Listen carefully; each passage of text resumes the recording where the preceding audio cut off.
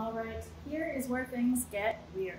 So I have dyed my different materials in different plant, with different plant dyes. And now I'm gonna take each of those and apply a mordant in some way. So there's a lot of variables here, which means that we need to keep track of as many of them as possible. So for my madder, what I'm gonna do is use the acid modifier. So that means I'm gonna take my madder fabric and divide it into 3 pieces. I'm gonna keep one just the way that it is. So that's just madder with the acid, with the alum mordant. And the other 2, I'm gonna put in this acid modifier that I'm making, but I'm gonna put them in different ways. So either I'm gonna put both in and leave one for longer, or I could put one in cold water and I could put one in hot water, or I could put one in with a certain amount of vinegar, which I'm using to change the pH. So I'm gonna keep track of how much vinegar and the pH of the water, because if I wanted to replicate it, the pH would be more helpful. So I think what I'm gonna do is put in one of my pieces cold with a fair amount of vinegar, and then I'm going to set a timer and time it, and when I like the color, I will take it out, and then I'm gonna do that again, but with probably even more acid. So I'm gonna end up with 2 of these. Let's see how this we'll go through all the steps here. So we haven't used these yet, luckily, because we haven't had any issues with anything else. So these pH test strips are gonna help us a lot here. So what I like to do is not only keep track of the pH when I intentionally modify it, but also just know what the pH of the water here is. So right now this is just water at my studio, and that way if I go to a different location and the water is very different, maybe there's more acidic or more neutral, more alkaline water at a different place, then I can know what kind of adjustments I need to make. Ideally your water is 7, which is neutral, but things aren't always ideal. So what I'm going to do is just rip off one of these mini test strips, and this is just water from my tap. I'm going to dip it in and hold it, and then I'm going to compare it to the chart to see what is like the closest number. Let's see. I think it looks very similar to 7 actually. So I'm going to go ahead and notate that the pH in my Pontiac Studio is 7. And I'm going to give you guys a handout for all of this stuff for natural dye that I want you to keep track of, just because I think that's going to be easier. So you can either literally print that sheet out and use that for your labels, or you can just use it as a reference to be like, this is all the stuff that I need right now.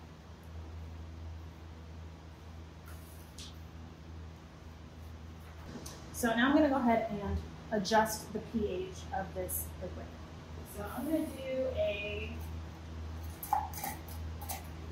tablespoon at a time.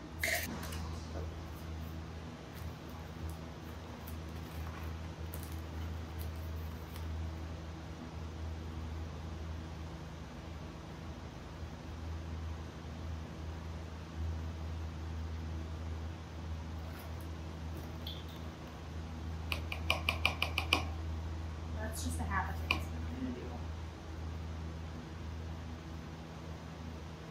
1 tablespoon. Let that mix up. Now I'm going to test the pH again.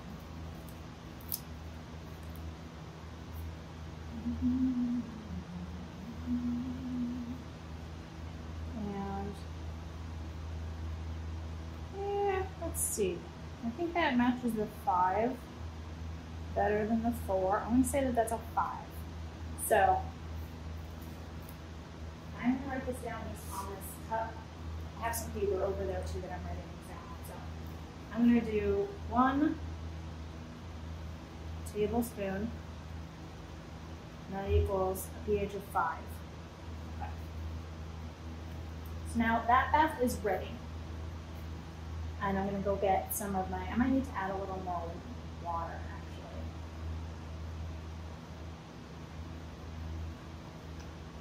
We'll see. If fabric doesn't swim freely, I'm gonna have to add more water. In which case I need to double check that the pH is still 5.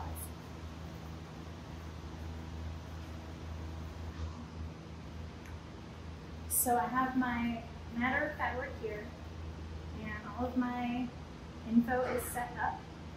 This is wetted out. And I don't want to use other, you know, when I take my stuff out of my Alkanet or my Osage Orange, I'm not going to use the same bath here because like a little bit of matter just came off in there. So, because I did not wash it. I only rinsed it, I did not wash it. So I'm just going to let that sit there, and I think I'm going to leave this kind of by here, and then I'll let you know the time that I decided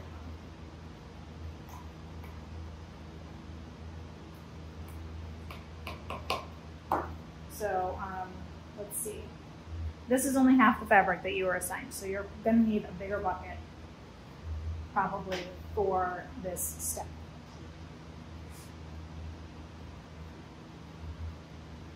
To be honest, it already looks more orange. Let's set a timer. So to make my acid modifier, I didn't have to work in the dye plug or anything like that. It's just vinegar. And for my alkaline modifier, I'm going to use soda ash, which is something we already have, and we already know the safety protocols. It is caustic, so what I want to do is, and I also want to make sure I dilute it fully before I have it interacted with the fabric.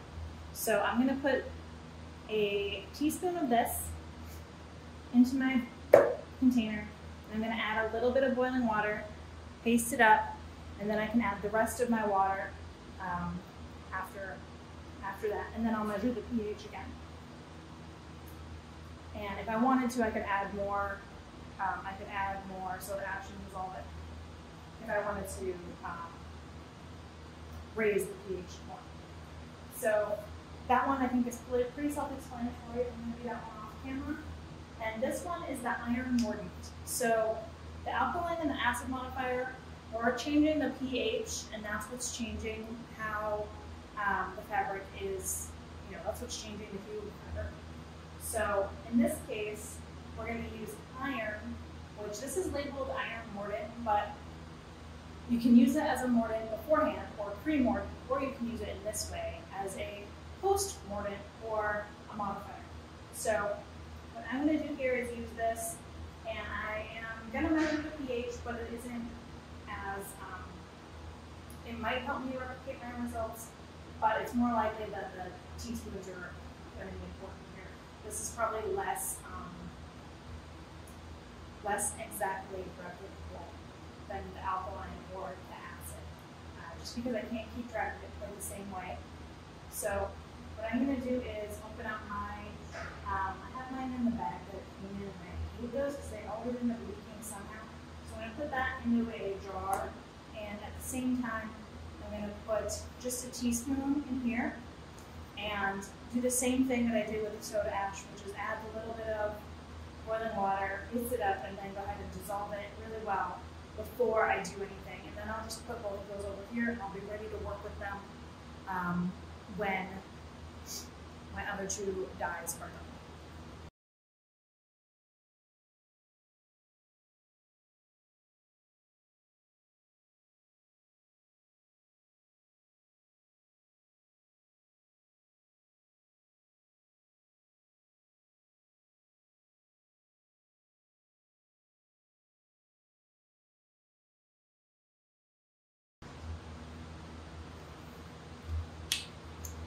So these dissolved nice and easily. I should reiterate that the iron has the same safety protocols really as the soda ash. So we don't want to get it on our skin. I don't know exactly what the effects will be because I haven't stuck my hands in this like I have with soda ash on accident. But I suspect that it will cause some irritation and maybe like a burning or stinging sensation. So we do want to wear gloves and we do want to make sure we have our mask on and working under the hood, especially with the iron, before it's in liquid form. Now that everything's in liquid form, I am set to work out here, good to go. So I'm just going to go ahead and I'm going to stop the video now. I put in 1 teaspoon of each of these. And I'm going to fill them up with water and then take note of the pH. And we'll come back when I decide that this moment is ready to go. Okay, continuing with my acid modifier on my Matter dye fabric. I'm going to do this sample popped. So I have here a dye vat, or it's just water, clean water, that I have added vinegar to. I actually added 4 tablespoons of vinegar because I'm going to do more fabric this time. But it has the same pH as my cold water modifier sample. So I'm just going to kind of play with just the difference between cold and hot water. I'm going to leave the cold sample in for like a few hours because it's not shifting very quickly and I want to kind of see what I can do. This one shouldn't take nearly as long to be drastically changed. So I'm going to go ahead and heat this up to just a simmer with some of my Matter fabric in it.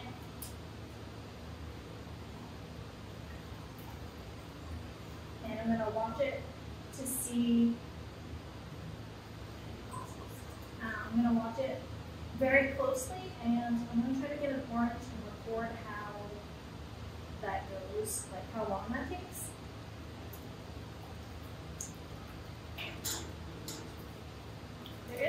There is a slight color change right away, but it's very minimal. So I'm going to just, I could do that. Just say, okay, I tested this in this pH water at room temperature for 10 minutes, and it came out a different color, so that counts as one sample variation. But I'm just going to try to push the boundaries here and show you that you can do things with different times and different temperatures to end up with different results. So I just wanted to show you the drastic variation here by adding only a teaspoon to this quart of water here of my soda ash. I have a pH of 12, so that's a pretty drastic difference from 7. And my iron modifier, the pH didn't change very much, so I'm just going to record that the pH is still 7 for the iron bath. So the rest of this video, I'll just walk you through the results of my acid on Matter, or my acid modifier on Matter tests. I'm going to do the 1 cold test and the 1 hot test. And for my iron, I'll use another fabric. If I was doing the assignment, I would use a different fiber for my iron and my last fiber that I did for my alkaline, and just make 2 variations. So this alkaline here is a pH of 12. So maybe with my next one, I will do just a pH. I won't put so much soda ash in it, so the pH will be a little less noticeable or less different from neutral. And with the iron, what I think I'm going to do here is do 1 sample with 1 teaspoon in here and 1 sample with 2 teaspoons in here, and see how that goes. So as long as I notate exactly everything that I do, the quantity, the pH, the time, the temperature, obviously the fabric and how it was dyed, that I've already taken care of, then I'll be all set to go.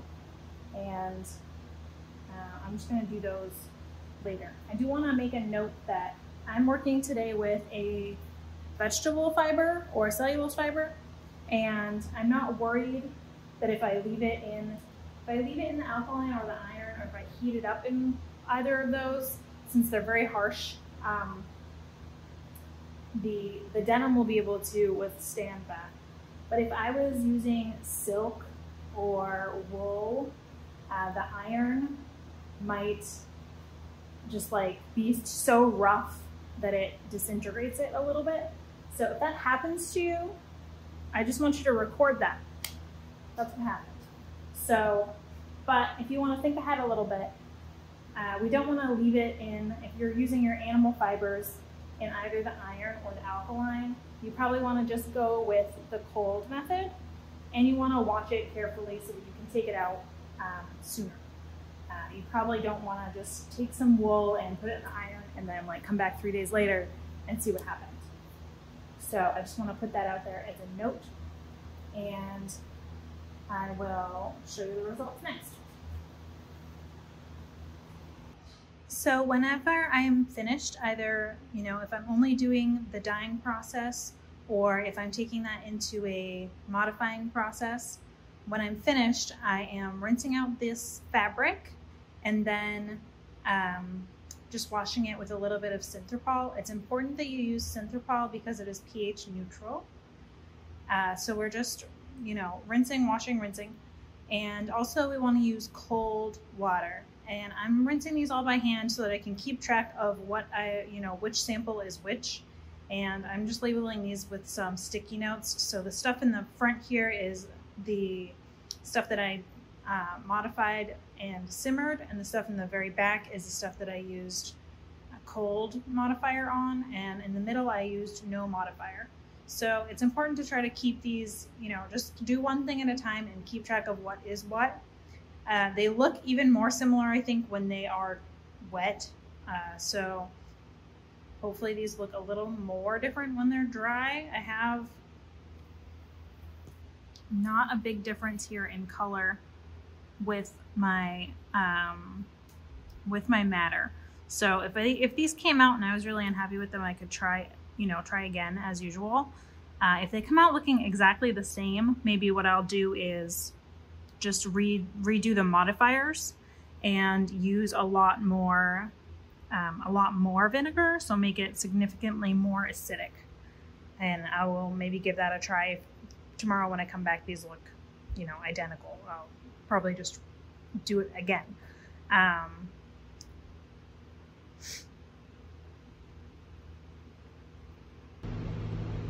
So this is the next day with my fabric that is dry, and my no mordant fabric and my simmered acid bath are different, but my cold acid bath doesn't, it looks exactly the same as with no mordant. So I'm gonna go ahead and try this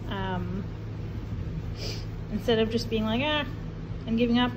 I'm gonna keep these two, the no mordant and the simmered, and then I'm gonna simmer this one with more acid than I simmered this one with. So this was a pH of 5, and for this one I think I'm gonna go ahead and just try to make it as acidic as I can, maybe half water and half vinegar, and see how different I can get it to work. So you can see a bit better here, I left the no mordant as it was. I kept my simmering at a pH of 5, and then I redid the other sample. So this is wet now, which is why we're over here. And it's very, very orange. So I did this one with a pH of 1. I put in a lot of acid. And then I just simmered that just like the other one. So because it looked identical to this one, I'm gonna just neglect that first thing that I did to it since it didn't change anything, and then I'll write that this is the sample for, simmered at a pH of 1.